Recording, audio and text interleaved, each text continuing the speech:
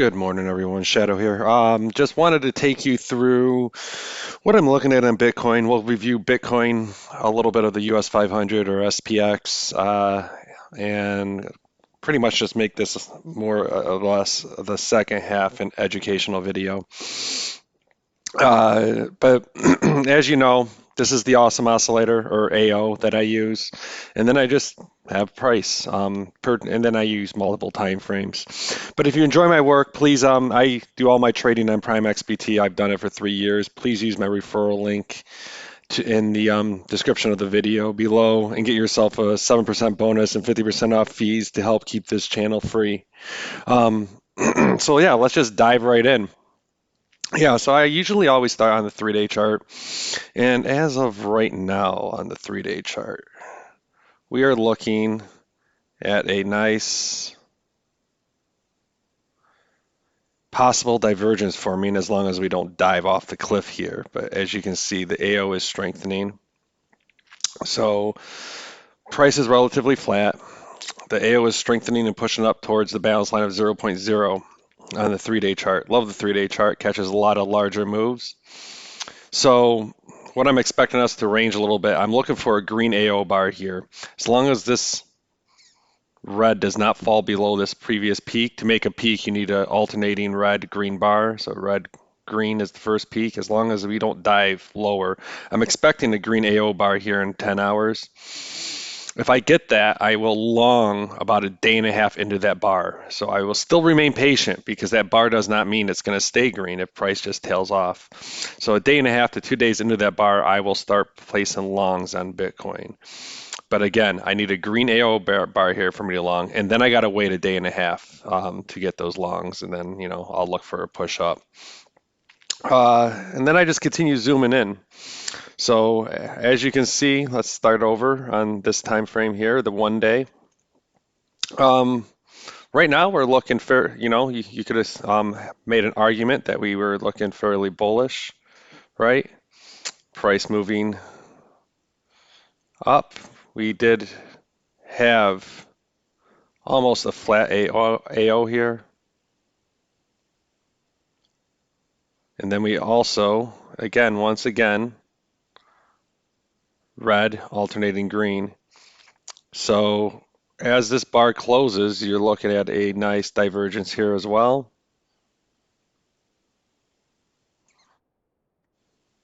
We got a green AO, and you can start pushing in longs. And I'm hoping to see a push up this week. Same here for, let's look at the 12-hour. 12-hour, you would have got the signal a little ways back. As you can see, price remained, again, pretty stable right in this area, right? Got the divergence. Here, let's move this here. Got the divergence. Flat, flat. I even like when the slopes are flat, but as you can see, we're strengthening. So I would have got one peak down, alternate red, first entered here. So the 12H, you would have got entries a little on September 23rd, about 10 days ago, right? And you would have got your first entries here looking for a move up. Didn't really do anything for a couple of days here. Tried to push down. Price tried to push down. Same with momentum, but didn't quite make it down. Stayed flat. Again, added longs here. Probably would have gotten around 18.8. And sometimes these plays take a while to.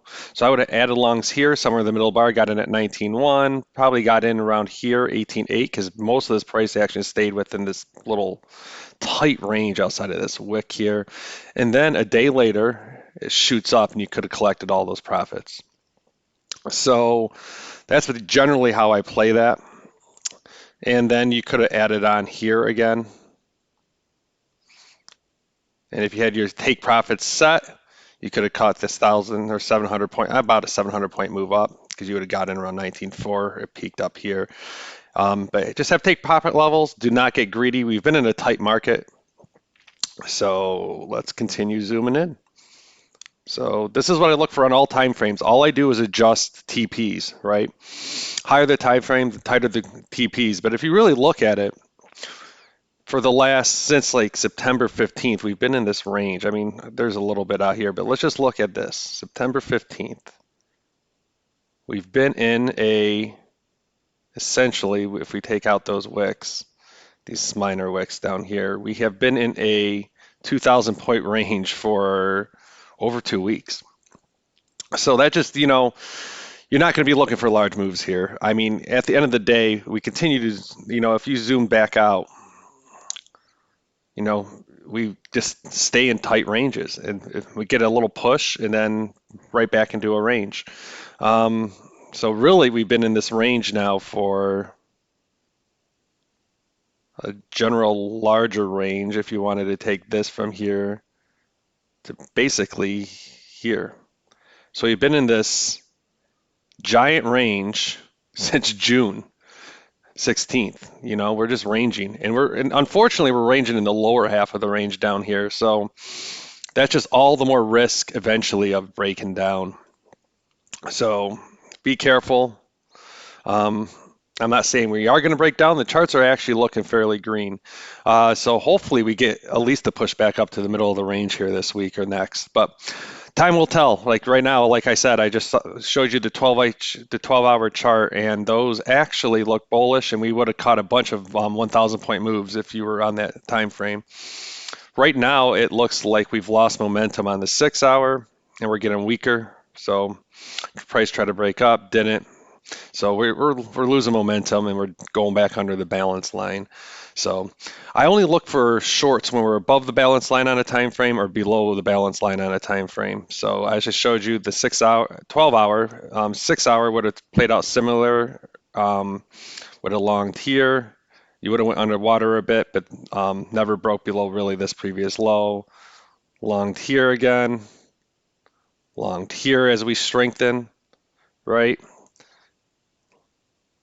Longed here on this green, longed here again, and then price finally broke out.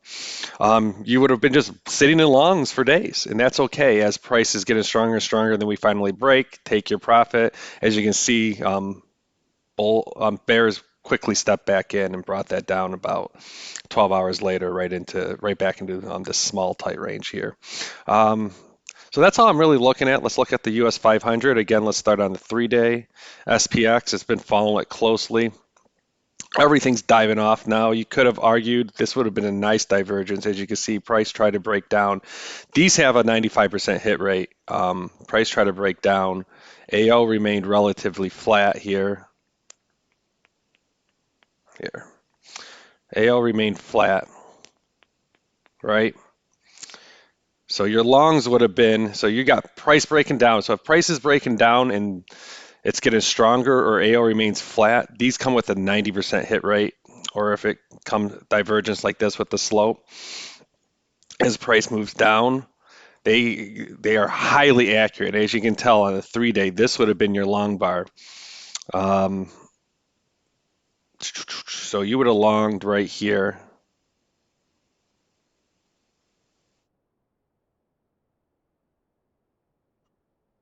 I don't know why. That's ugly green. Too bright. All right, yeah. So you would have longed here on the 3-day chart, and then price breaks up. Not, 3, 6, 9, about 12 days later breaks up for new highs, then reverses over here. But you could have swept profits and really gave yourself, if you got in, say, somewhere in the middle of this bar on average, gave yourself a nice 14% move unleveraged. I mean, you're not going to catch the top, so, or the bottoms, or catch the whole move. But the goal is to just, take profits on the way up, raise stops, and catch maybe 50 to 70% of the move and be happy with that. And then we reverse. So nothing's really playing out right now. We would have to wait, quite a few more days or weeks for this to play out a direction on which we want to play. Moving to the 1-hour.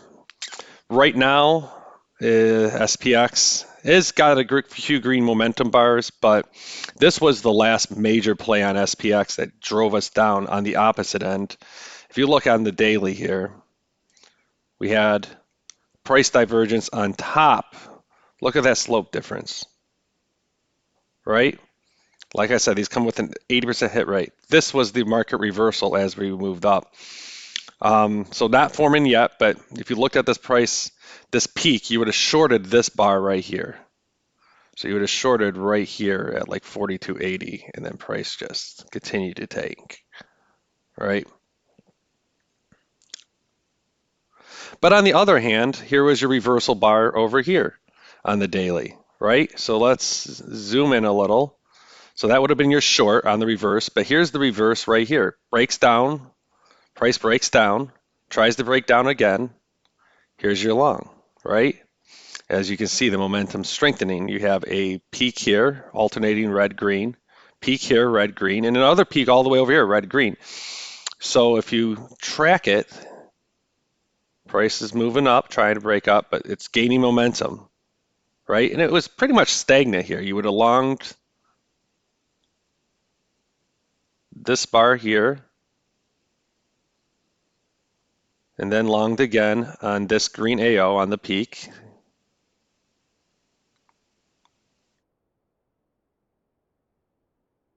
And then price just takes off.